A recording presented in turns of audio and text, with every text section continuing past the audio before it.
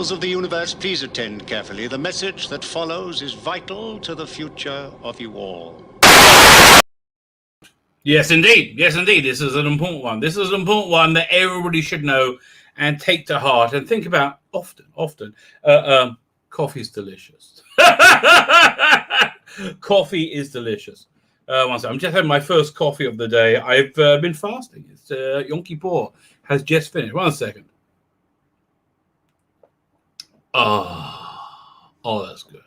That's very good. How is everybody? Yeah, for me, Yom Kippur, the Day of Atonement, has just closed. I like Yom Kippur. Yes, I'm a weird guy. Yom Kippur, like when I describe people, they go, man, I would rather have a fist put on my ass than go through that. I like Yom Kippur, right? So basically, this is a day where... is anybody in the chat? I was wondering the same thing. PD Richards kept saying, where's everybody? I don't know. Listen, I might be talking to myself. Although something weird I've noticed is that StreamYard just make me go on about 3 minutes early every day. Why? It's just why. So I don't know if I'm actually live on YouTube everywhere yet. Or if there's like a 3 minute delay. I'm not sure what's going on. Have a drink for your birthday. Well, okay, very good, sir. David Enke says, have a drink for his birthday. I will do indeed. L'chaim. Andrew, how are you? I'm moving one step closer to mailing out people's Indiegogos. I finally got one printer to answer my bloody question. Oh, it's like a nightmare. But I love this printer. It's Kablam. I use them over and over again. I recommend them really, really highly. They do really short print runs. They can do economical print runs for like as low as 10 books. 1 book as a test, right? As a proof of concept. Yeah, it's not expensive. And they do a good job and they're attentive, right? I really like Kablam. So I'm thinking of printing in the US. I'm still not sure yet because it's so much more expensive to print in the US. It really is. It's so crazy how much more expensive it came. So I'm now trying to hear back from my English printer and say how much is the print and ship to the US? Because if it's cheaper, it's cheaper. Bottom line, if it's cheaper, it's cheaper. That makes my life easier for me in one way. In that I only dealing with one printer and they just taking care of everything. More complicated because it means the American backers are going to take like an extra 2 weeks, right? Because they got to get to John Malin, basically, and then they get fulfilled. So I feel bad about that, but dude, if it's like an extra grand or two, it's an extra grand or two. I'm gonna tell you, I love you, baby, but still the Jewy thing works. So anyway, as I say, Yom Kippur's Day. So you do not eat for 25 hours on Yom Kippur, and you spend the day basically in prayer. Although this year was a bit weird, because we have limited space because of Corona. One printer interested. Oh look, every printer is interested. They'll take my money easily. How you doing? Every printer is interested. Nobody's like saying no. I don't want to take your money. No, at least not that I know of. One printer interesting. Yeah, I guess so. I mean, who knows? I think it said interested. What was I going to say? Yeah, so you don't eat for 25 hours, and you spend the day in prayer. So you have like a big meal before you start the fast. That was like about 6 o'clock. And then basically, I get synagogue around 6:30. There's this big thing. So I had this revelation. It's a really cool revelation doing this thing called Kol Nidre, which is how it starts. It's like one of the top 10 hits of Jewishness. So like, if you ever see the Jazz Singer with Neil Diamond, right? That's the thing he was going to sing in temple. That his father thought is for both. His father had a decent point, but Kol Nidre. It's a big dramatic thing. Okay, it is. The new rabbi did it for us this year. He was good. Right, it is a nice. He do rate people at these weird things. Like, he did that way. No, he did it pretty well. top 10, top thumbs up. Also, the organization was very good. Yeah, so we had limited space. We had very, very limited space. Okay, do. I see you've spoken a thing about Captain Jack. I'll get to it. I'll talk to you about it. Relax. Benjamin James Miller. Has anything new happened? It's bullshit. What can I tell you? Like every cancellation is bullshit. And this is a revelation I had about Yom Kippur, because it's really a merciful day from God, where He will basically, if you put out, He'll forgive you. Pretty much, right? You can get forgiven for anything. Now, you know, it's you got to be sincere, right? Which might mean that, you know, if you've like dicked somebody over, you need to go and talk to them and say sorry, right? That's something people don't want to do. People really don't want to do. I never really saw a problem with it, but like people are like, what? Because it happened one time, right? I broke a Jewish law in criticizing our former rabbi. So I'm like, if I broke a Jewish law, I'll apologize. I did a very good apology. And everybody looked at me in awe, like, dude, it was just the truth. Okay, I broke the Jewish law, right? I'm not going to argue about that. So that's an interesting point that we're coming to. It's the new year, right? And the judgment has been set for the new year. Oh, yeah, wait, I'll tell you my revelation about Kol Nidre before we get to that. My revelation about Kol Nidre was this. I'm going to sit there and go, like, why are we here? Like, what's the big deal about this service? Kol Nidre is basically saying any vow I may have mistakenly made is annulled. Right? It's a really boring idea. I'm annulling. It's a legal thing. I'm just annulling this vow. If I made a vow accidentally or I made any vow, boom, gone. But here's the weird thing.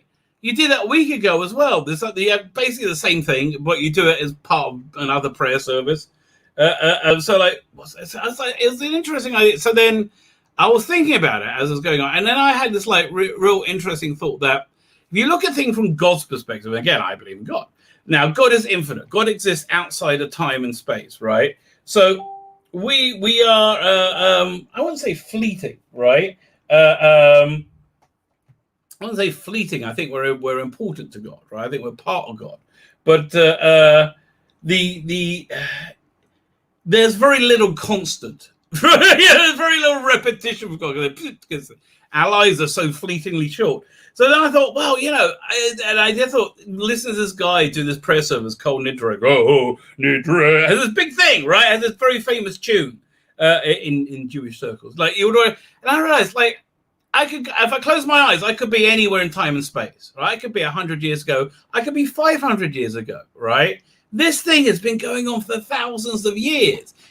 Crazy, mate, that people have been sitting here in the same, and again, it's a cool tune. It's very solemn, like, throughout time and literally space, man. So I thought that's something that, like, if I was God, and I sit outside, and I would enjoy some kind of constant, right? Not that such a thing exists. So that was my my thought of the day yesterday. Yeah. So yeah, got home. And normally you have a festive meal, but you don't. So services finished about 8:30, right? I got home. I was there about 9:30.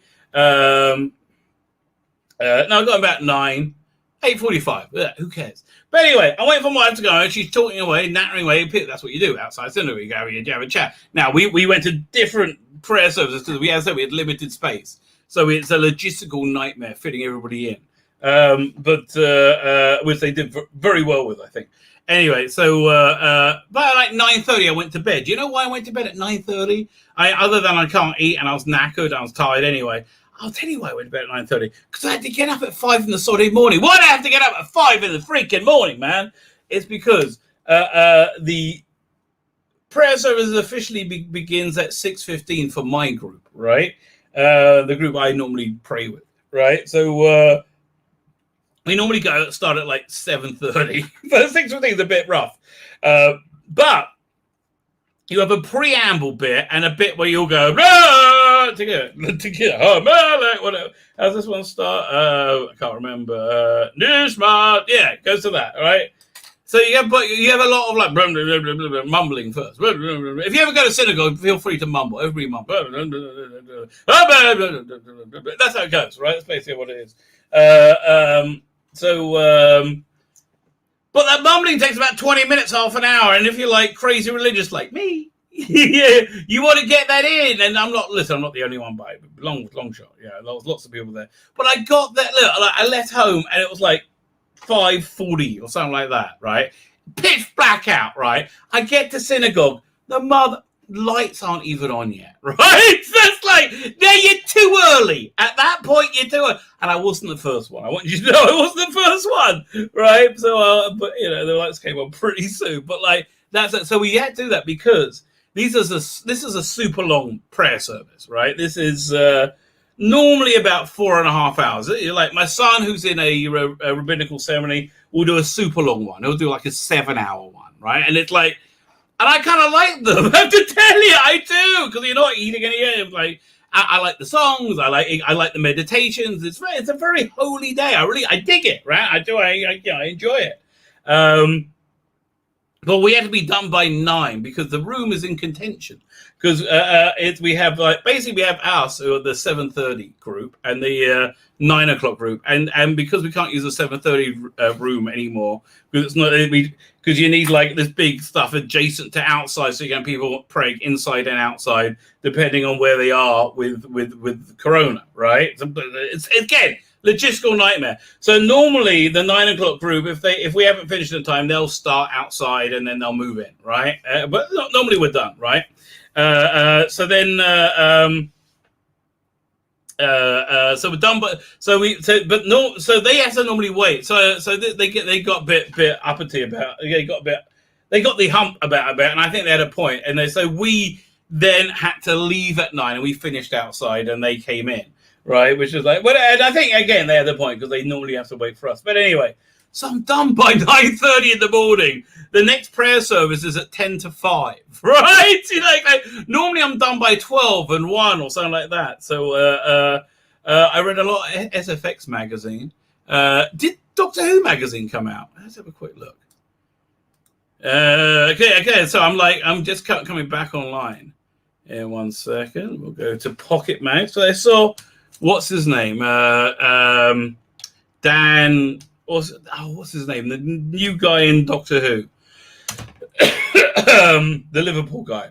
I can't remember. Is his character named Dan, or is the person named Dan? Okay, fine. My library. Let's have a look. My magazines. Oh, it is out. Sorry, we're going to look at this together. Let's do this right now. Go, baby, go. Oh, this is awesome. Free content for tomorrow, mate. Oh, yeah. And I got some good content coming out as well. Bit of share screen. Yes, we want to share the screen, baby. Share the screen. By the way, Galaxy 4? Like, who gives a shit? What? Galaxy 4? John Bishop. There you go. Apparently he said, Jojo's the bestest ever. The bestest ever! Well done there, John. She's got your balls already, mate. Already. Didn't take long, did it? Nothing hits you inside like the noise of Daleks being exterminated. So the Daleks didn't then, are you, mate? Is that kind of, did you just break that piece of news? Because they haven't said anything, right? Oh, look, they made the macro terrorist set again. Why? Get a life, okay? And I'm a massive Doctor Who nerd, okay? Play it again. Doctor Who's Video Revolution. Okay, I'm interested there.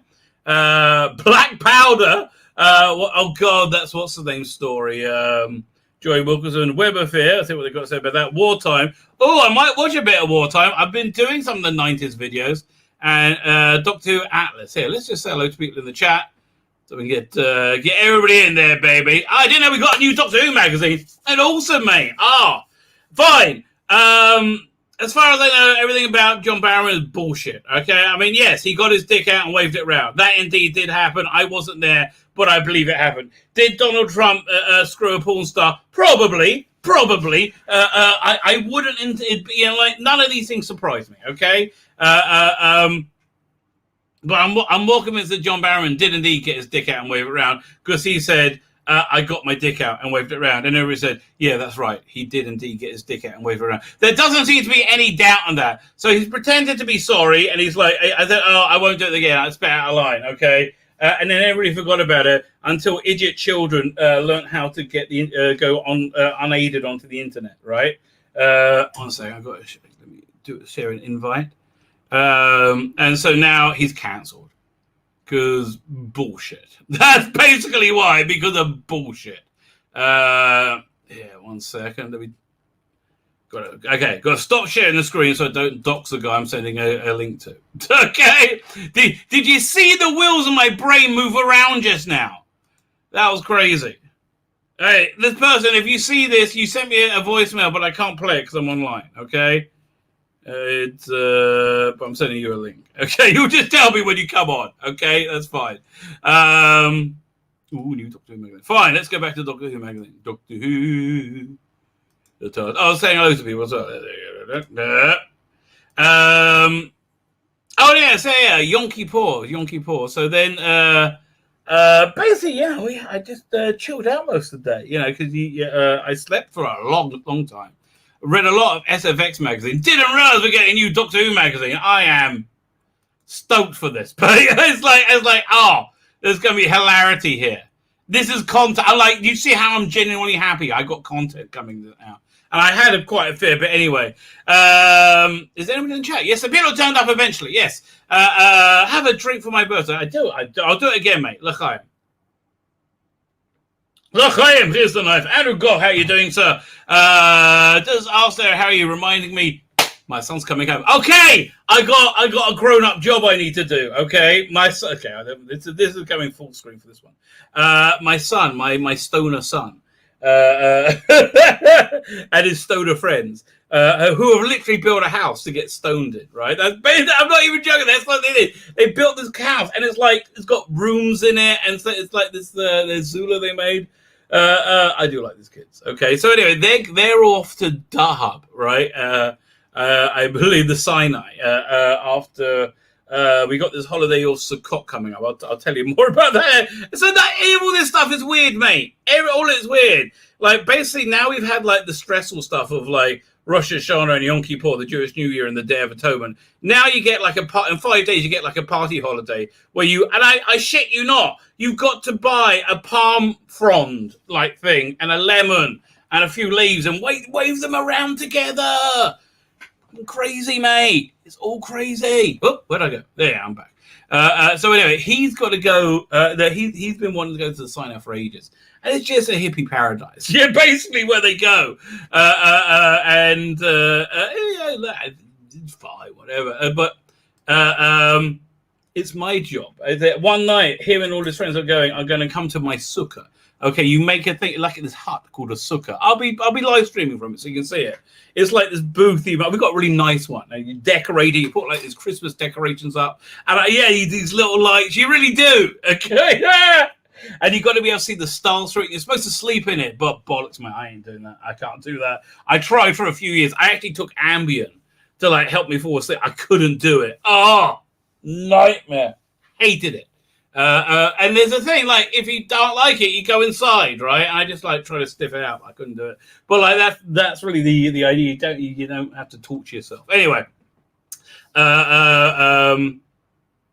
So we're going to have a barbecue for him and his friends, right? Who are all going to the thing. And because I'm, like, the cool dad, okay? I got to sit and talk to them about safety, about how not getting raped and murdered by, ISIS when they go to the Sinai and get high, right? That's my job, right?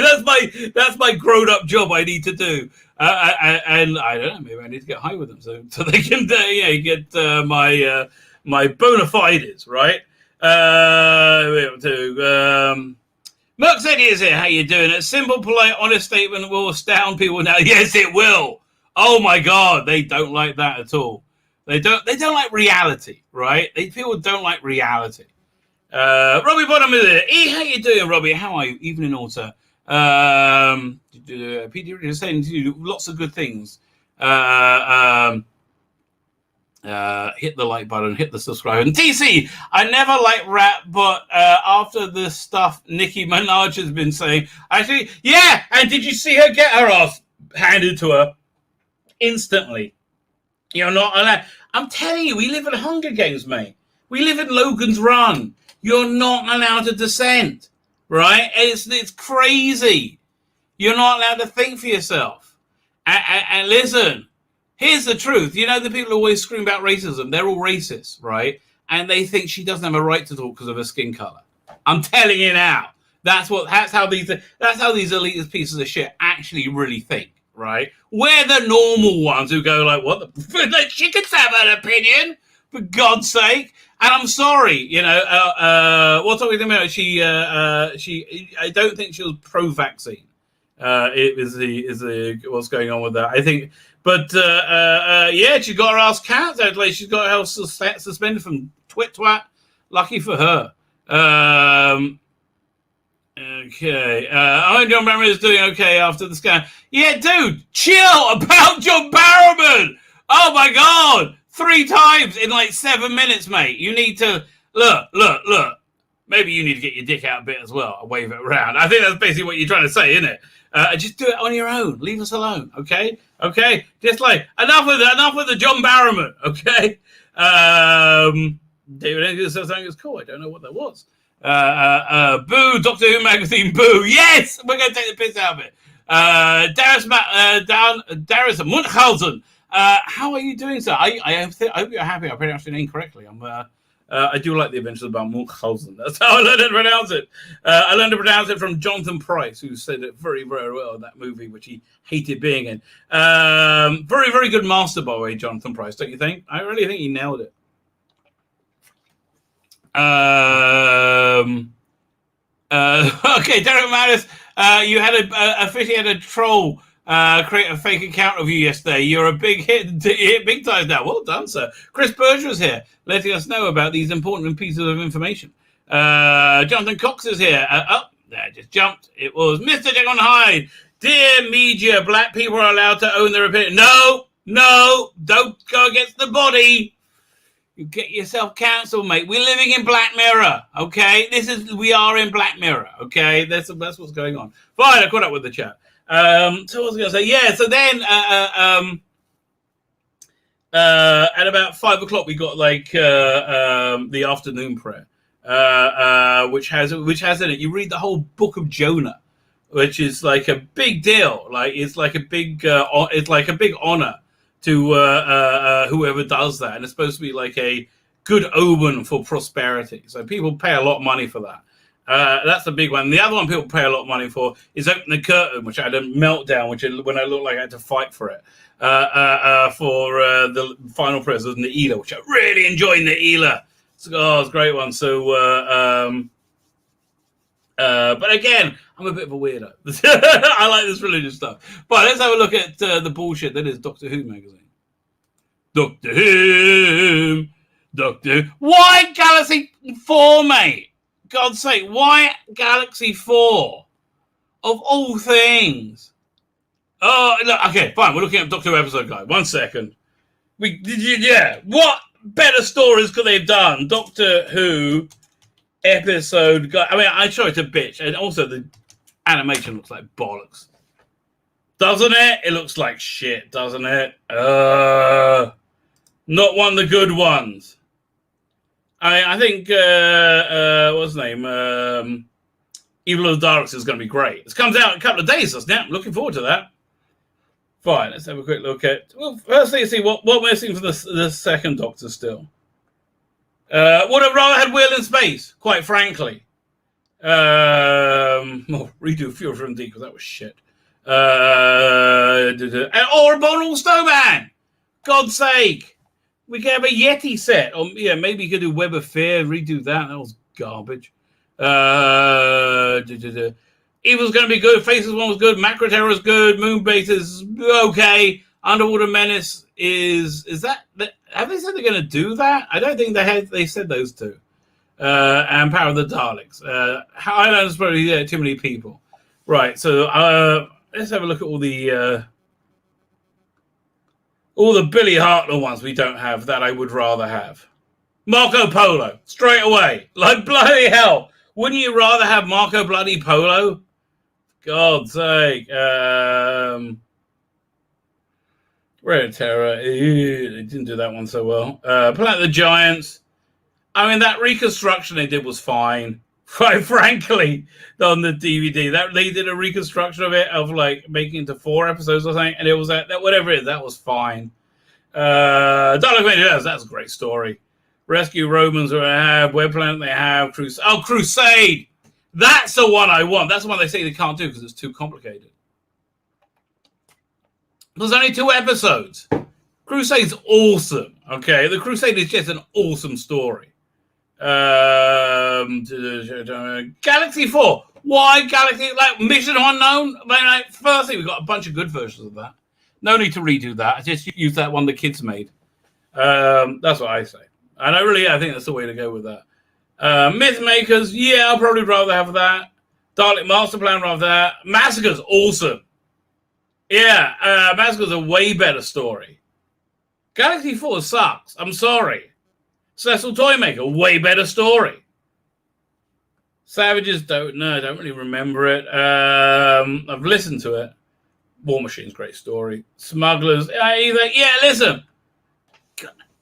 What's wrong with these people? Here, let's have a look. Let's see if we can got the. We'll go to Doctor Who News. Maybe it's there. We'll look at the preview clip because it looks like shit.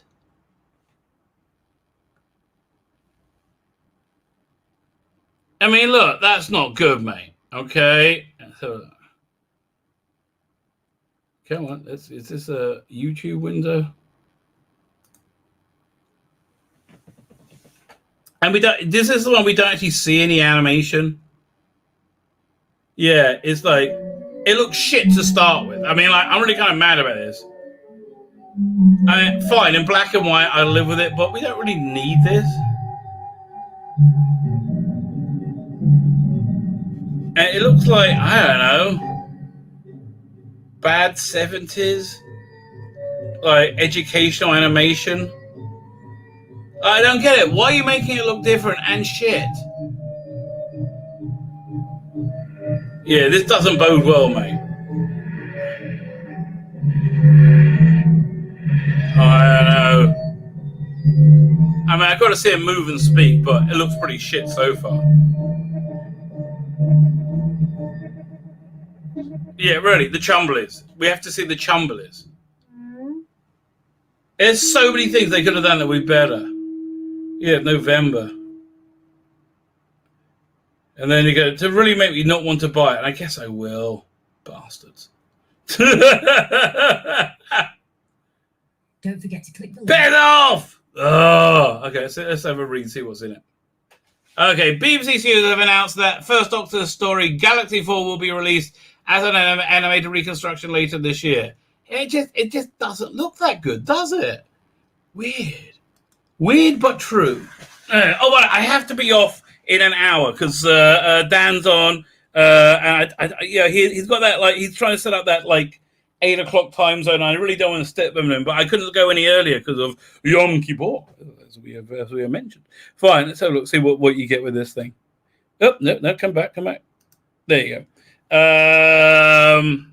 BBC Studios have announced the first Doctor story will be released. Galaxy 4 was the first story of season 3, and Doctor was originally shown on BBC 165. It's William Hartnell, Maureen O'Brien playing Vicky, and Peter Purves playing Stephen.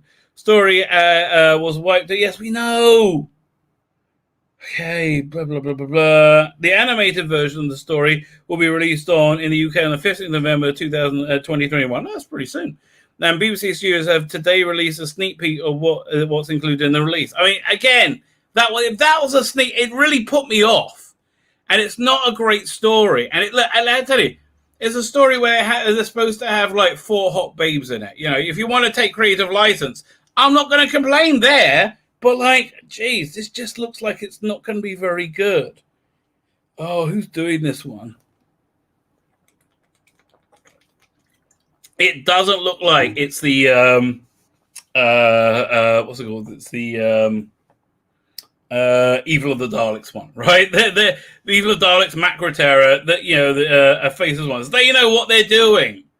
Everybody else kind of just doesn't reach it. The only people who are better is the first one, the Cosgrove Hall one with Invasion, which is freaking awesome.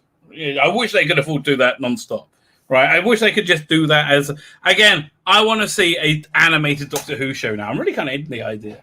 Doctor Who Legends. And you can have any Doctor, right? It'll be fun. Maybe a way to revive the brand. Anyway, fine. The animated version, blah, blah, blah, blah. The release follows solely as success existing animation, filling in the gap in the Doctor Who archive. Please, we need some money. Thanks to fans who have recorded the audio, blah, blah, blah, blah, blah. Creators will survive. We're in alongside the original episode 3 was recovered from a collector in 2011 and over 5 minutes of footage of the otherwise lost episode 1. The story sees the TARDIS land on the planet on the verge of total annihilation as it drifts too close to 3 suns, which orbit.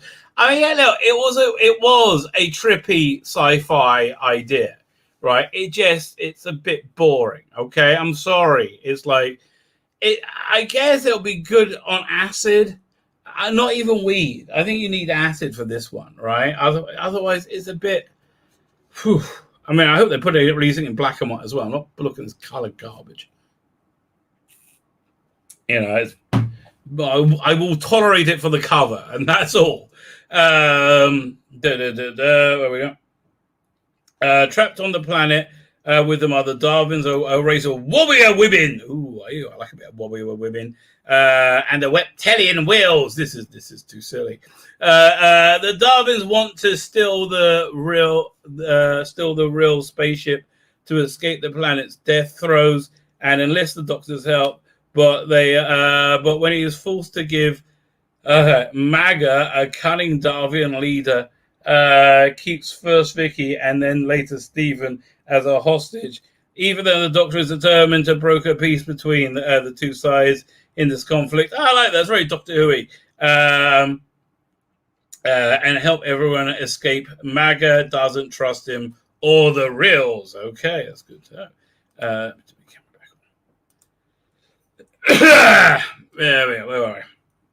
So we get this. The 2-disc release gives us the opportunity to enjoy the new animated episodes in either color or black and white. Thank God. The release will also include remastered surviving footage, surviving original episodes 3, the telesnap recons of 1, 2, and 4, which weren't bad.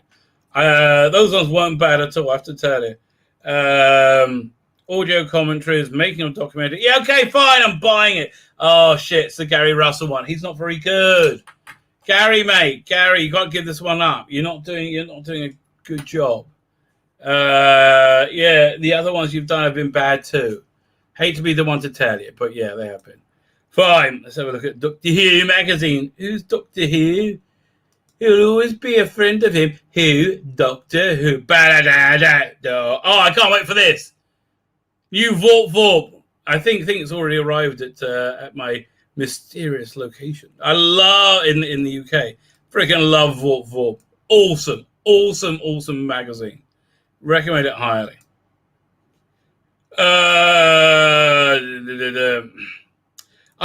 He's also doing, the guy does Wolf also does Cutaway Comics. Come on, load up. There you go. Getting some. I have to go backwards. Pain in the ass. There you go. That's a nice bit of art with that. There you go. Who's this? Owen Ruther's digital artwork inspired by Deadly Assassin. Lovely piece of work there, Owen Ruthven. Matthew built this 2-disc seen them flat from scratch. Okay, whatever. Weird. Nice bit of Sidemen there as well. Very nice. Okay, very Alistair Skeletor.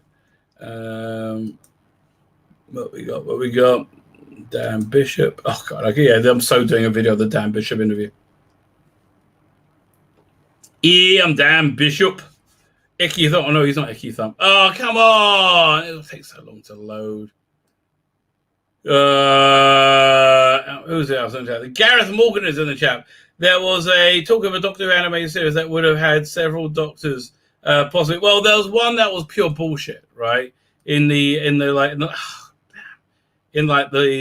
hiatus, the lost years, the wilderness years. Somebody said, "Oh, they're in talks to make a Doctor Who animated show," and they were just lying through their ass. It's the same as what's his name? That guy who said he was cast as Doctor Who, but it was just utter nonsense. Gareth Roberts says, "I'll give you £1 billion if you can just show me any verifiable, real footage of this." And they can't. They simply can't. Fine, what's the Dan Bishop page? Doctor Who magazine's TARDIS thing contains 120 tantalizing, taxing, trivial questions. Each interviewee must answer a random selection. Yeah, because we don't want to have like an intelligent, in-depth interview. I'm going to give it... This is going to take forever to load up. I'm going to give it up. Pain in the arse. Pain in the arse. You're pain in my tuchus. Dude, come on. You're over here.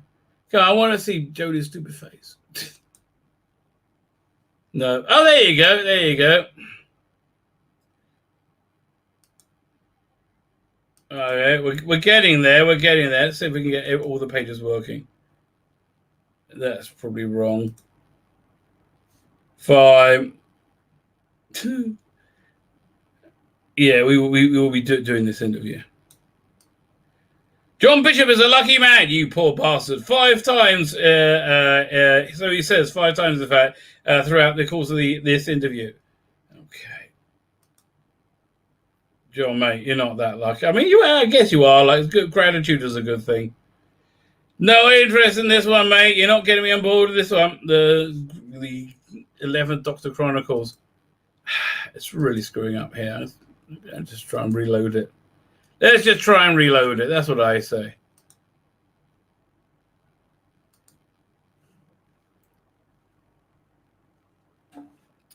Doctor Who magazine asking you to send pictures of your Jodie merchandise. That's going to be a hard crusade to be able to get through. I am looking forward to this, by the way. Mind of Hodiak. I like anything Russell C. Davies. So, what can I tell you?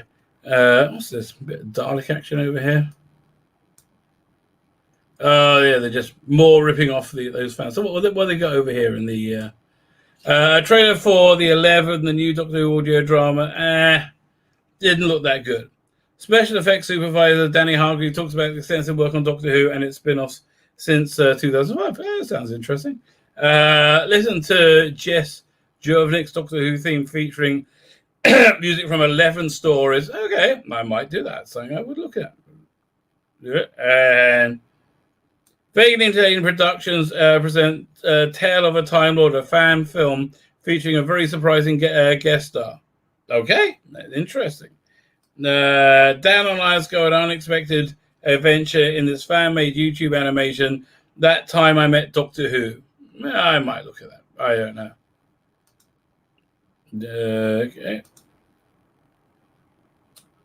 Oh boy, I did a review of this. It wasn't very good. Go check out my channel. It's there somewhere. Dan Bishop. Yeah, so how long is this interview? I think yes. This is definitely worthy. Definitely worthy of videoage. What about Power of the Daleks? On Bonfire Night 1966, Patrick Troughton made explosive appearance. I don't know Bonfire Night. In a serial that since has gone up in smoke. Okay. Oh, this is about to feel remembering watching. I hate these things.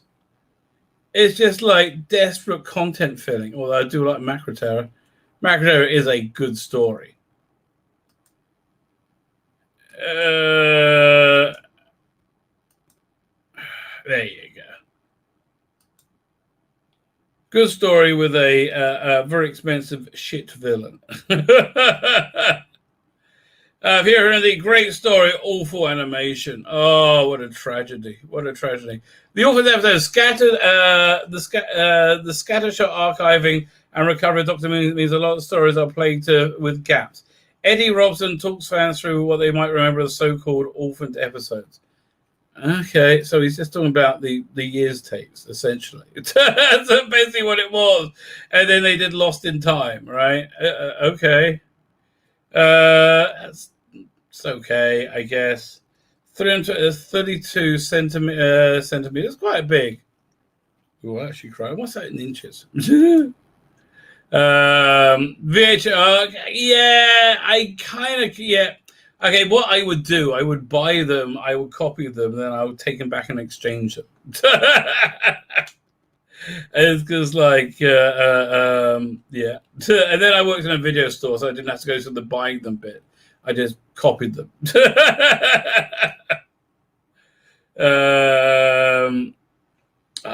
I don't remember this. The End of the Universe collection. Wow, I do not remember this at all. This must be an American thing. This is what my collection looked like. Right there. There you go. Only with more handwriting. Oh, sort of. I mean, look, I'm glad Russ Leach got some work. Right? Happy he got some work out of this. But, oh, actually, this was actually quite a good. That does look like they're about to get it on. Right? She's like, okay, Yaz, it's time. It's time that we speak the love that dare not say its name. Okay, 1 second. Fine, just dings in. Of course, it ends with fireworks because it's all about hope. Oh God! You know they use those buzzwords that don't mean anything. Right? They're just like, don't like, oh, she's full of hope and inspiration. What does that mean? Makes me want to shoot myself. That's not hopeful. Okay, this is what the sets look like from the Macro Terror. Okay. Yay. Macro Terror sets. Yeah, what's this? Monster Makers. How they made the Macro Terror. Yeah, and it didn't look very good. It didn't look very good. What can I tell you?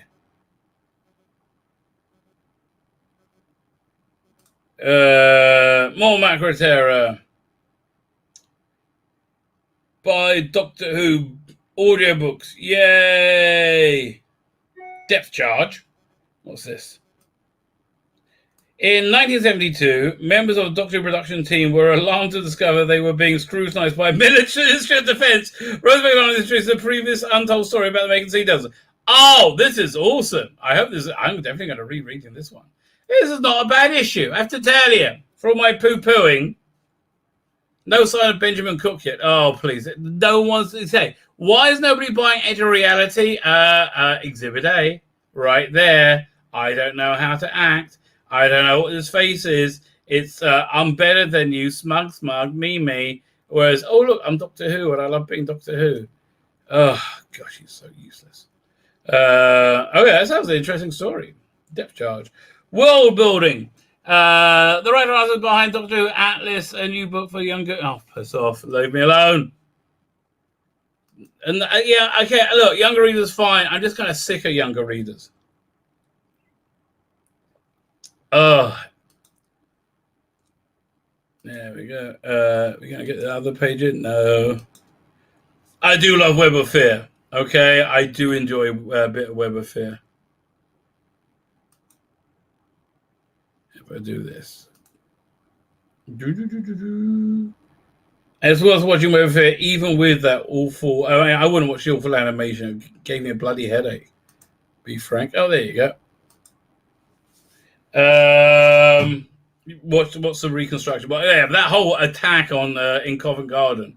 Is it Covent Garden? I can't remember what it was. That was freaking awesome. Just awesome. There's a lot of it that was very, very good. A superior story, I would say. Wizzy Wills. Wizzy Wills bore me. Oh, and I want to see the next page as well. Yeah, I remember. I got to rewatch this. I'm actually thinking of getting what's it called again? Mind Game Trilogy. The basically the follow up to Shakedown. Shakedown I thought was freaking awesome. Yeah, so this was quite a good like half-hour direct-to-video thing, as I remember. with Benton facing his past. Reviews. Okay, yeah, I'm kind of intrigued. I have no interest in buying this whatsoever. The review's going to be, oh, it's great, wonderful, great. I don't trust you. Right? I don't trust you. It's going to be great. I don't trust you. You say everything's great. You know, you never want anything being great. Yeah, I'll show you something that really annoyed me in FXX magazine. SFX magazine. I will get this, but it's not with the Jodie logo on it. And I'm sorry, that's just the way it is. Yeah, it's not with the Jodie logo. I'm not interested in a role-playing game either. Icky Thump, you can be... What's her name again? Jodie Whittaker. Yeah, I'm not getting this either.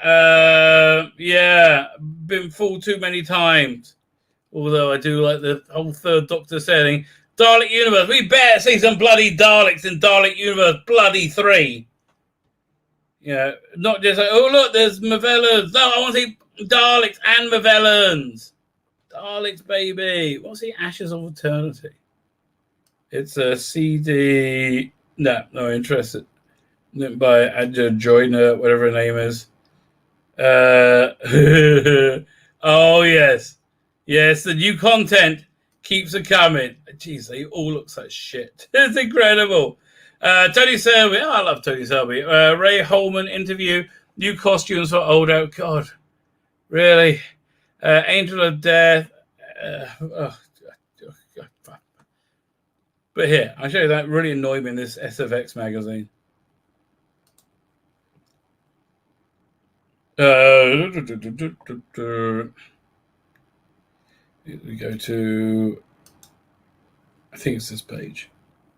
There we go. Rants and raves. Okay, this is the editor. What he's like 18, and this was an inflatable dice. So this must be 2005. I'm saying 2010. He was 18, right? Yeah, sounds about right. So, God, it annoys me. Amongst his raves are great return for Walking Dead and Titans. Feels like there's much more at stake. Looking forward to binging horror movies from now on until Halloween. Yeah, I guess he seems like a bit of a fake geek girl. He does. So yeah, I think you might be talking about me. There's really no need to be toxic in fandom. Listen, mate, pussy, cunt. If I may say so. Here's the reality. A lot of stuff being made in fandom has been remarkably bad. Has been shit. So I just saw the private chat. Very good. 1 second. We have a guest. So ease me into the new world. Who will join me for a little bit to tell me what's going on, because there's a lot been going on, but I just want to talk to him about this gentleman. How are you doing, sir? I'm good, thank you, Rabbi. How are you? A lot been going on, has there? It depends on where you're looking or where you've been scrolling. Okay, I am standing on the just if anybody doesn't know, there's this Twitter insane like War of the Roses going on, like huge, right? Yeah. And I'm standing on like the sidelines of it. I'm just watching. I'm like, okay, that's all right. I obviously, yeah, I have people who I'd like to see do well, but like, I'm not getting involved in at all. It's like, here's the thing. These are okay. The reason they're acting up, is they are psycho kids. Yes. Basically, if you don't parent your children, you create monsters. These are people are monsters. They are the worst, and they are pointless. And the reason they're so obsessed and so freaking out is because they know they're wrong. Bottom line, they know it hasn't worked. They know they're full of shit. They know we're right, which is much worse for them than being wrong. They know we're right. Completely insane. And I do believe that sometimes it does keep some of them up at night.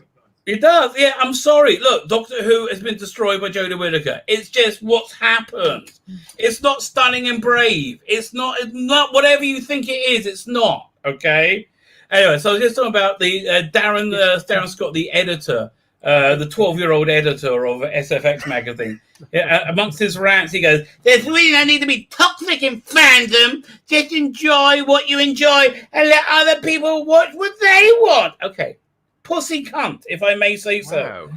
That's the actual editor of a Yes. magazine of, Yes. of the range and reach that SFX used to have, coming Yeah. out with what is basically a nonsense, just a nothing statement from Darren. Well, no, what it is like he's wrong, and he knows he's wrong, and he can't stand it.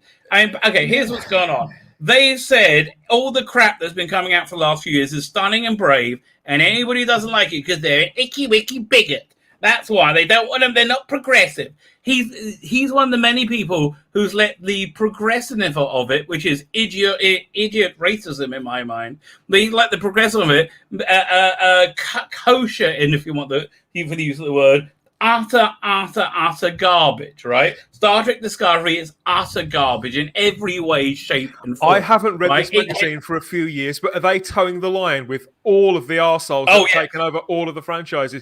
Because at one time, SFX used to have a lot of attitude. It used to be... Yeah, it used to have some edge, right? It was never DWB, but you're right, that's the word, edge. It was like fun. Now it's just like it's run by a pussy cunt. I'm sorry, that's just the textbook definition of it. He's a pussy and a cunt. I'm sorry. Listen, mate. He spent the last 4 years calling us all racist and bigots and nut. He got because we didn't swallow the bullshit that you swallowed, and we kept telling you, "Oh, this is going to end badly. This will destroy comics. This will destroy Doctor Who. This will destroy Star Trek." I mean, have you seen what's happened to Warner Brothers? I haven't even looked at the story yet. They've lost billions, apparently. I know that they've had this massive sort of image makeover, and it's all gone really corporate and soulless. But no, I wasn't aware of that. I mean, I do think that they've sort of thrown away a lot of their heritage visually. But I don't know. No, I mean, like literally, they lost billions. Let's have a quick look at bowing into comics. It doesn't surprise me. I mean, that guy who was listed there as the assistant editor, Ian Berriman, he was on the staff of SFX, I think, from the very, very beginning. When it, as I say, when it was hungry, when it had that edge, and to find that he's still there is odd. I won't deny, but a guy like this Darren character, it would explain why every time I pick it up to see if I'm missing anything, whilst I very quickly put it back down again. Right. Well, look, I keep the subscription. It's good for content, really is. Yeah, I can imagine. By the way, I'm so looking forward to this Dune movie. Whatever. I think it's going to be good. I hope they make the second one. It looks awesome, right? Absolutely awesome. Disney Flight Navigator piss off. They get roast about Latinx. Of course, they should do. What was this thing about Warner Brothers? Disneyland updating Jessica Rabbit scenes to make it. Oh God, no! Thank God I have physical media. Piss off! What a travesty! They can't even let you have Jessica Rabbit, Rabbi. Oh, come on! Don't take that up. What is make it more relevant? Oh God, I want to kill them. No. What I don't understand is why they would want to make a 33-year-old movie, which itself was set in period times. Why that needs to be made more relevant anyway. Secondly, what does the writer of who censored Roger Rabbit, the original book, what does he have to say about all this basic censoring of who censored Roger? I never heard of that before. That was the book, the original book that the film was based on. I think it came out around 81, 82. And the guy, it was a satire on Hollywood, on the media, on censorship, and it had an edge to it. I suppose it was. It was sanitized by Robert Zemeckis, I suppose, for the most part. But the soul of it is still there in the movie. Chuck Dixon describes Batman Killing Joke as misery porn. I would rather read Killing Joke than anything by Chuck Dixon. I'm sorry. Yeah, I like Chuck Dixon. I think he's a good writer, but the Killing Joke is a masterpiece. So get your head out your ass, my friend. Yeah. The thing about Warner Brothers.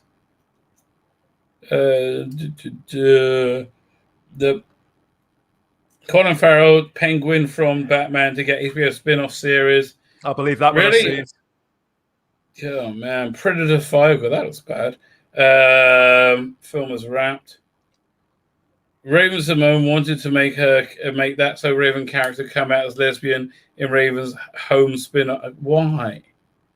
Like, can somebody be straight somewhere, anywhere? Haven't you heard, Rabbi? Everybody's gay or a lesbian. Everybody's gay. Everybody, like, yes. We live in strange times. What can I tell you? We live in strange times. Fine. Well, so I can't remember what was on the thumbnail. What was I going to have to get to? But this looks really disappointing, doesn't it? I mean, like, do you have any I don't know. I think it looks okay. I mean, I'm aware that these are the people who've worked on. We're talking about this on my show later on, but I'm aware that this is one of two creative teams that they're sort of rotating on these titles now. Isn't it? Yeah. This is the ship. This is the Gary Russ one. I think it looks zanier than perhaps we've been used to. But I know I'm down for this. I think it looks pretty good. I mean, I think having said that, I'm going to buy it. There's no way I'm not buying it. Yeah. There's so many stories I'd rather have. Right, I'd rather have. Oh my god! Okay, a story I've always wanted, which they say they can't do, is the Crusade. That's just awesome. That's a fantastic story. Yeah, there are reasons why they choose the titles that they do, and they're not. So I believe it's down to assets and cost management, and as they get deeper into assembling these, it will get cheaper and quicker, and they'll be able to reuse certain elements, because apparently the historical stories like the Aztecs or the Highlanders cost a lot more to do because of the various backgrounds and things like that, whereas something like this where they can basically keep the same assets, keep the same chumblies roaming around, the same basic sets. You've got a desert. Yeah. Honestly, if they just shot Marco Polo with the Dave Bradley crew the same way they did Mission to the Unknown, I don't know why they don't do that. I have no idea. It would pay for itself. They could crowdfund it easily. Completely. Right? It would be huge. I totally and utterly agree with that. I think it would be. I mean, David Bradley is around 78 now, isn't he? But he still looks pretty spry. And he can fight. Listen, you can find somebody else, okay? It's not an uncastable role. But most of it, I mean, like Troughton is you could get what's his name, Fraser Hines. His Troughton is almost indistinguishable in audio. Yeah. Pertwee, you could probably get somebody to take over. Tom Baker's virtually impossible. Peter Davison, you could get someone maybe. Colin Baker would be reasonably easy. Celeste McCoy would be a bit trickier. I think you could probably get. By the way, love Dragonfire. Finished the box set. Yeah. Absolutely adored it. So good. I haven't dropped my review. I think it comes out tomorrow, the day after. Had it been a while since you'd seen it? Yeah, and it's so, and because I'm looking at it much more critically now. Like the first time I watched it without my preconceptions, which I got when I was like 16 or 18 or how old I was on when it was on. It was like 15, 16, right? And so those are preconceptions I really stuck with, and I was getting like more and frustrated and irritated and upset with it, and then somewhat relieved by the time I got to Dragonfire. So first time I watched it without those preconceptions. And I finally got to see what was going on. I saw this as a struggle for Andrew Cartmel trying to work out how to make this show. And Dragonfire is when he finally came to get. It's not a great episode. It's good. It's a lot of fun. But it's not classic, wonderful Doctor Who. But it's good. It's getting the show back on track. It's getting all of Doctor Who's various plates spinning again. I think that's as much as I love that. The Delta and the Bannerman is my favourite. As much as I love that, I can't disagree with that fact. Again, I just wish Delta and Bannerman. I think Delta and Bannerman could be saved by re-editing and new special effects, and Dragonfire needs a little bit. They could just fix that ending episode 1 so easily. It's like all you got to paint it out that the walkway's been broken up, and like so he can't go forward. Drop him into a completely new environment. Yeah, I don't see why they don't. No, not even that. I'm just saying, as he walks across the screen, right? Yeah. And he for some reason he jumps across the banister and tries to glow. Instead, paint it out like the walkway's destroyed in an ice slide, so he can't go forward. And now he makes sense that he's trying to climb down there at last. It makes I'd go for that. Absolutely go for that. Anyway, but I think Delta Batman can be saved with editing and new effects. Don't think you can save Paradise Towers. It's just don't think you can do it. It's just, that story has grown on me a little. I will admit, but it's still not something. It's got the caretakers in it. They are the worst monster of all time. The absolute worst monster I've ever seen. They look so light, don't they? And so they look like they were designed literally on the back of a fag packet. I know, but they just look like they're designed. Somebody had no idea what they're doing, and like they just had no idea. They just couldn't pull it together. It was just how it got. It shouldn't have never been okayed. I think it's basically from Andrew Cartman being overwhelmed and not knowing what he's doing and trying to learn on job, and John Nathan Turner just being like, I don't give a shit anymore. At that point was his lowest point. You know, he really didn't want to be there. Yeah, I think it grew on him as it got more popular.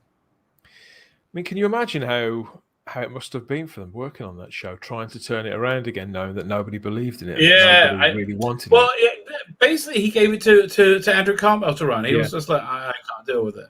Yeah, anyway, it's a show of humility from a man who, you know, he wasn't a modest soul, J&T. So no, absolutely. I love that he's loved now. Okay, it's very nice that he's loved. Yeah. Doing a Conan the Barbarian TV show. Don't do anything in this day and age. Okay, not a thing. If they're going to make Jessica Rabbit more relevant, don't do Conan. Don't.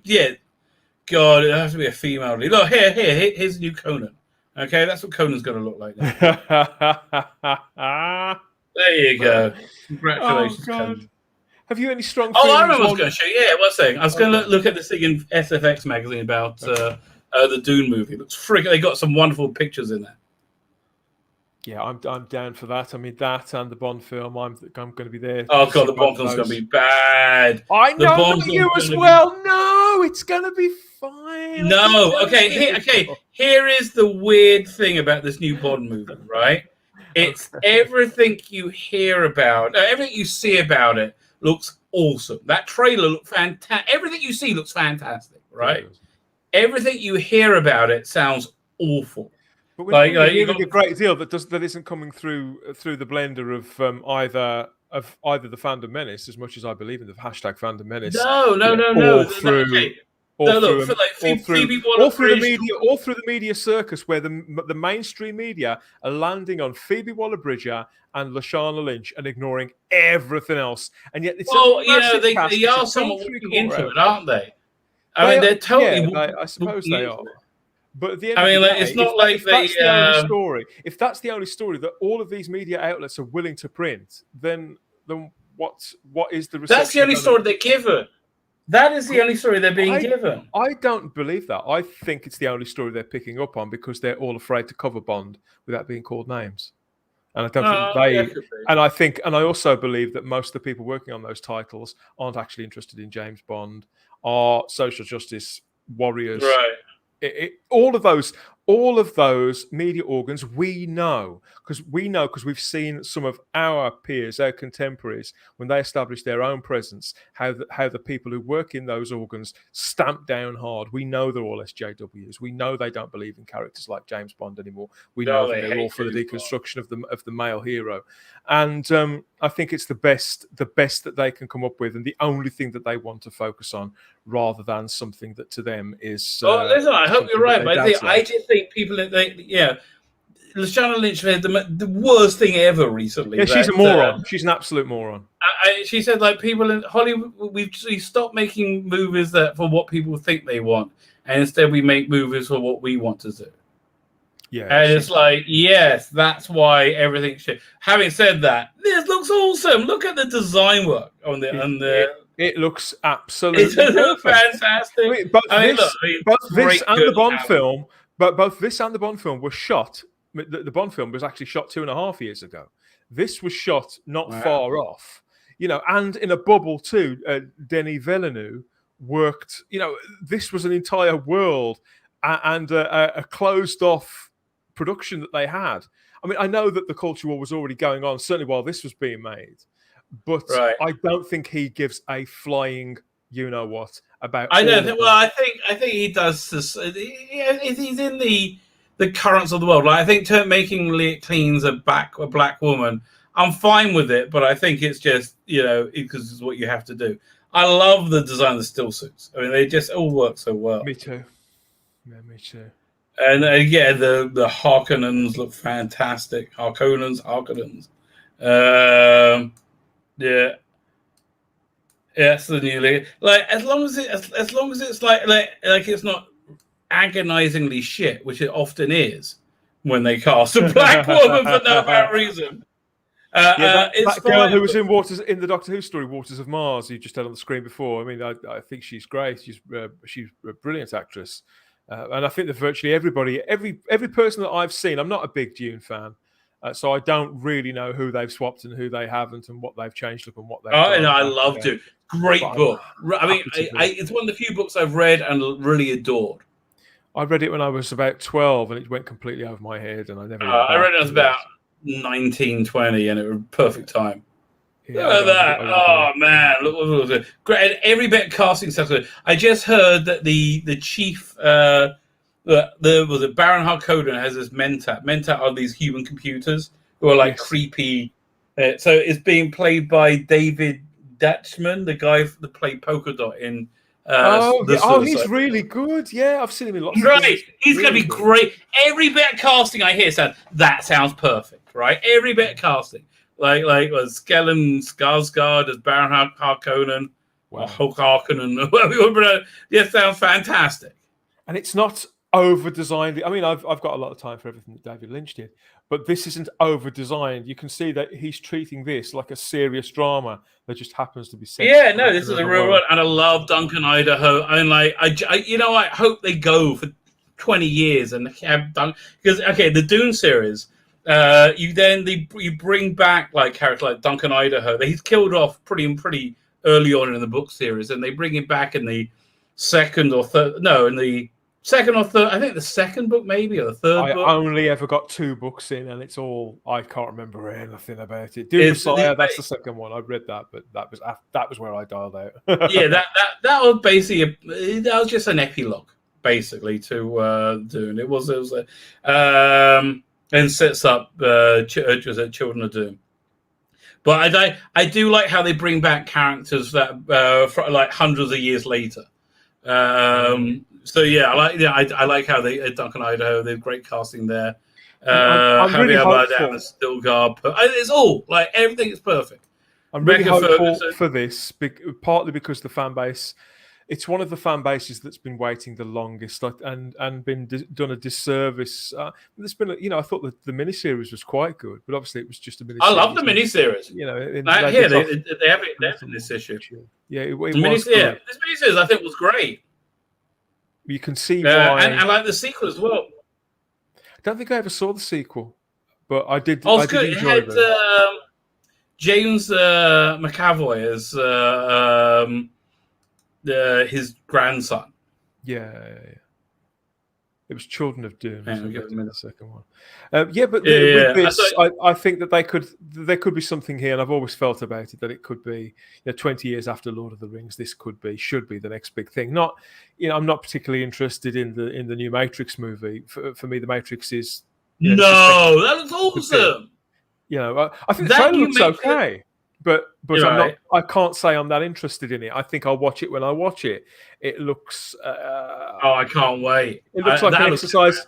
It looks like an exercise in nostalgia, whereas this looks like it's alive and it's about now and tomorrow. Oh yeah, okay, yeah. That I think you're 100% right. But both guys, I don't think it's good. She was great, by the way. Siska Reeves, I think, as Jessica. She doesn't get enough mention. And also William Hurt as Jubilito. It is awkward family photos. Alec Newman, that wasn't it, on the left? Who ball in that. He's virtually doesn't he He works for Big Finish sometimes, doesn't he? He does some Dark Shadows. Yeah. Curious actor. He'd be fantastic if they ever did a remake of, mind you, he's nobody, I suppose, but if they did a TV remake of Sapphire and Steel, he always reminds me a little of David McCallum. I'd like to. Yeah, not a bad idea. Rebecca Ferguson as well. I think she'll be a good, a good Sapphire. Yeah, I like her. Yeah. Oh wait, I assume what's his name? I saw. Did you follow the recall announcement? The recall election in California. No, I'm behind on all of that the last week or so. I'm assuming that this guy won, Gavin Newsom. So I thought there's an outside chance that he might get ousted. So here's what. So here's my interesting thought based on this is the new year, just got stamped into reality, right? Oh wait, you got excited. I'll pull up in a minute, okay? So just don't remind myself. Go on. So I had this thought. I thought, maybe he might be going to. So this is how I think things are going to play out this year. This is my prediction for this year. This is how I see the energy going. I see people, corrupt people, who I'm not that thrilled with, going down through only their own hand. Right? There's no outside agency in their demise. Right? So this guy Gavin Newsom looked like he could go down. Right, but it was an outside chance. It would be a genuine miracle. So he didn't, but instead, this guy General Milley is in a lot of trouble. Have you heard about him at all? No, this is all new to me. Okay, so General Milley was one of the major people against Trump. Right, hated Trump, and he was one of the when Joe Biden came in, he's one that kept saying, "Oh, thank God, the adults are back in the room. The adults are in the room." Right. Now they've fucked up beyond imagination, right? It's like the absolute. To give you an idea of the magnitude of the fall of Afghanistan, I realized the other day that it's roughly comparable to the Egyptian plague of blood. Well, this is what happens all over. These people. One of the guys who was a French politician, who was one of the big ones, who was villainizing, whatever you want to call it, vilifying, the British people and British politicians, the people pushing forward with Brexit. One of the French guys who was the most opposed to that has now come out and said that France needs to reassert its sovereignty and to leave the EU now too. And he's repeating everything that key Brexiteers said 5-6 years ago, who he completely vilified, and because the French economy and the French culture is under threat, basically. Well, so that's basically the idea. I see people are going down completely. So he's the guy who's basically responsible for Afghanistan as well as Biden, right? So there's a book coming about him by Bob Woodward, who did Watergate, right? But and it was supposed to be trumpeting how wonderful he was, what a wonderful general he was. And it came out that after the election, he made people commit to them that they would defy Trump if he gave military orders, and he had secret phone calls to the Chinese saying that he would warn them if there was any military action and guarantee there was. So that's treason. So this was supposed to be a book saying how great he was, right? And he probably won't go down. He'll probably lose his job, but he probably won't go to prison, right? But he still won't lose his job. He still won't lose his job after all this. All the things they accused Trump of. He was supposed to be in bed with the Chinese and the Russians and everybody else. Not a trace of it was found, but everybody else. Everybody else. but it's incredible. So that was a good example. Afghanistan, basically, it's all Biden's decision. They go to Cuomo going down. If they all go down, not through an outside agency, but through their. So that's how I'm seeing things play out this year. So I'm trying to look at patterns, right? And I think they will magnify as the year goes on. So watch this space. We'll find out. But I think we all need to know, though, Rabbi, is the apocalypse still coming? Well, it depends. like honestly, everything is less dramatic than you think it will be, right? Okay. Like I based everything I pretty much predicted for the last Jewish year actually happened. Right? It was just way less terrifying than you think it would. Again, Fall of Afghanistan was basically the same level as the Plague of Blood. The function of the Plague of Blood was to show that it was in a world where magic existed, right? There isn't magic today, but the magic existed then. Yes. And it was like a quantitative force. But anyways, but Egypt was the supreme master of it. They couldn't be bested in the terms of their magical prowess. Right, and all of a sudden, boom! Their economy was they were shown to be weak, right, and they were shown to be weak by weak people, which is essential and shocking the world, and just shaking the world. So it seems to be pretty comparable, I would say. When I look at American politics, I've always found it really confusing. As you know, the cycle of it. I've always been slightly envious of how patriotic Americans are. Generally as a nation, but American politics, I still find it slightly baffling. And it's right now it's just totally polarized. It's the worst. It's completely non-functional. It's completely non. You have one party who are just ignoring any rule whatsoever to extend power. And the other party who are just feckless, useless morons who won't do anything about it. I mean, right? I know how the whole situation looks, but we cannot talk about how the whole situation looks on YouTube, which does make. Oh yeah, that's it. Well, we were talking about Nicki Minaj just now, right? About before you came on, how she stopped talking on the script, got cancelled straight away. But you know what? There is one safe place you can go. One safe place you can go to get good chat and good information. You know what that place is? Type 40 Live, baby. Type 40 Live, starting in 10 minutes. Tell us what we have to look forward to. A bit of everything this week, Rabbi. A bit of everything. So, for all you classic fans out there, we have a love letter, a big discussion really about Liz Shaw as played by Caroline John. Looking forward to that. It would have been Caroline's birthday this week, and we figured that she's one of those characters that's kind of been. She's had a new eye cast over her over the last few years, I think, with the box sets and everything else. And yeah, I think that the character now is not one of the forgotten characters anymore. I think that people look at her slightly differently to how they used to look. We're also looking at the Galaxy 4 animation that's just been released that we talked about. I'm so miffed. I really am. There's so many things I wanted more. And it's the group making it who have a bad track record making a bad story. I'm like, really? Well, you're free to come and talk and tell us all about it by all means. We've also got Simon Horton. Man. Simon Horton, as always, my good friend Simon, opening up the 500-year diary for a dive through Doctor Who past, both the new and classic series. We'll be looking a little at the God Complex and various other things like that, other Doctor Who birthdays, and a few little bits of trivia.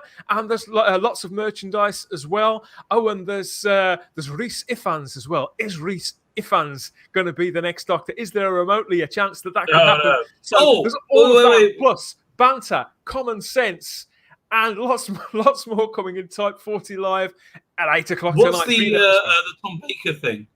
That is new. I forget how tall it is. It's a really big statuette from Eagle Moss. It looks like the kind of thing that, sort of Oscar. It looks like an Oscar. It's that tall. So there's that coming up. One second. Because they were making these. Yeah, 1 second. I got all the ones they made, but they stopped making them. Where is it? Tom Baker. Oh, these the 3/4 length one. Is this the same one? Why? That might actually be the same one. It is the same one. Bloody hell!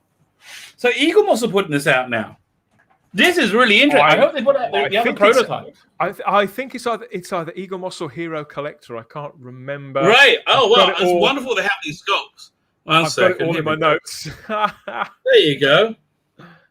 Oh, wow. Yeah. It's a full body version of that. A full body version? Yeah.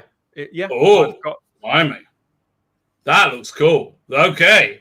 Because this is fantastic. So, because they were going to make all the Doctors of them, and so here you can see in the background up back there. There's Pertwee and Matt Smith and David Tennant. Yeah, and the Pertwee one in particular looks amazing. Yeah. Yeah, it's cool. So, yeah, I've got to shoot over there now and make sure very good. They're all sorted. But yeah, if you want to come over, Rabbi, by all means do. Same for everybody in the chat. We'll be kicking off. If I have the energy, I don't know. I'll try. But, yeah, thanks for the invite. I'll speak to you all later. Bye-bye. Doodle pip. Very good, everybody. So I'm going to wrap it up there. I think it's time to go to the back. Here, before I go, I'll show you what's coming up. We have... well, first we got the Doctor Who magazine review coming up. That's going to be awesome. We got these shorts I got to put out. SFX review. I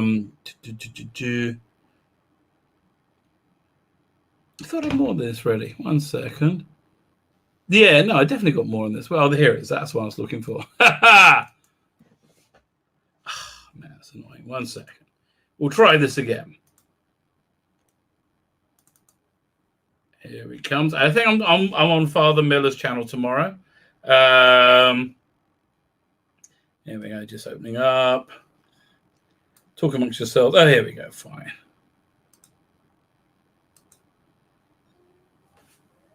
Okay. Fine. Share screen. Oh, they came out in two things. So we got, first we have the shorts coming tomorrow. I'll do this on one day, Raised by Wolves, and we got this one, Whistles. I'm doing all the cheap Big Finish stuff. That's like, I think you should check out. They're just like 1 minute things. SFX review, that'll be 10. And then we got, what's the next thing? Share screen. This will probably be tomorrow. Where is it? Is Jodie Whittaker about to be the next 007? No, she's not.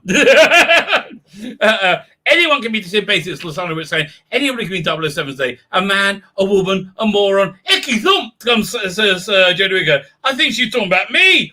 Basically, she said Jodie Whittaker can be James Bond, and why not? Yeah, because nothing matters. Nothing matters. So yeah, that's probably coming out tomorrow. With that, I'm going to sign off and recommend you everybody heads over to the Facebook for what looks like a pretty darn good show. I'm going to hit the end broadcast button. I'm hitting it again. The Wizzy Will of Love whizzes around and around and around and around it goes. Where it stops.